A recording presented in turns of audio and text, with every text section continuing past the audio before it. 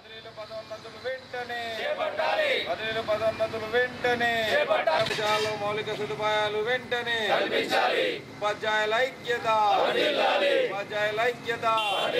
Telangana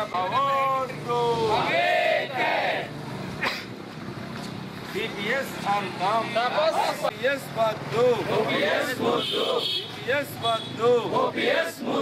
DPS వద్దు పదోన్నతులు వెంటనే బీఈటీ పండిట్ పోస్టులను ప్రభుత్వ పాఠశాలలో విద్యుత్ బిల్లులను ప్రభుత్వమే పాఠశాలలో మౌలిక వసతులు వెంటనే ఉపాధ్యాయుల సమస్యలు వెంటనే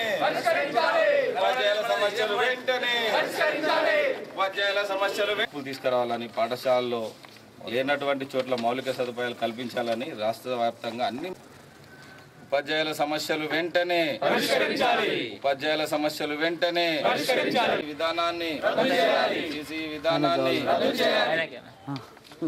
మహిళా సోదరి వాళ్ళందరికీ కూడా 2 సంవత్సరాలు శిశు సంరక్షణ సెలవులు ఇవ్వాల్సిన అవసరం ఉన్నది.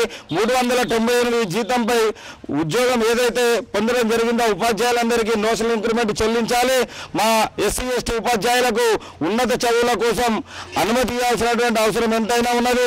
మా ఉపాధ్యాయులందరూ కూడా తమ వ్యక్తిగతంగా జేబుల్లోకి వెళ్ళి విద్యుత్ బిల్లులు చెల్లించేటువంటి పరిస్థితి ఉన్నది. ప్రభుత్వ పాఠశాలలో ప్రతి పాఠశాలలో విద్యుత్ బిల్లులన్నీ కూడా ప్రభుత్వమే తప్పకుండా చెల్లించాలని, మరి మధ్యాహ్న భోజనాన్ని నాణ్యతను పెంచాల్సినటువంటి అవసరం ఎంతైనా ఉన్నది. మరి ప్రభుత్వ పాఠశాలలో ప్రాథమిక విద్య ఏదైతే ఉన్నదో మాతృభాషలో జరగాలని తెలంగాణ ప్రాంత ఉపాధ్యాయ సంఘం డిమాండ్ చేస్తున్నది. మరి సమస్యలు ఇప్పటికీ నెరవేర్చినట్టయితే భవిష్యత్తులో జిల్లా స్థాయిలో రాష్ట్ర స్థాయిలో పెద్ద ఎత్తున తెలంగాణ ప్రాంత ఉపాధ్యాయ సంఘం పెద్ద ఎత్తున ఆందోళన కార్యక్రమాలు చేపడుతున్నది. సమస్యలు సాల్వ్ అయ్యేంత వరకు కూడా ఉపాధ్యాయుల వెంట ఉండి సాధించే వరకు ప్రయత్నం చేస్తుందని చెప్పేసి తెలంగాణ ప్రాంత ఉపాధ్యాయ సంఘం డిమాండ్ చేస్తుంది.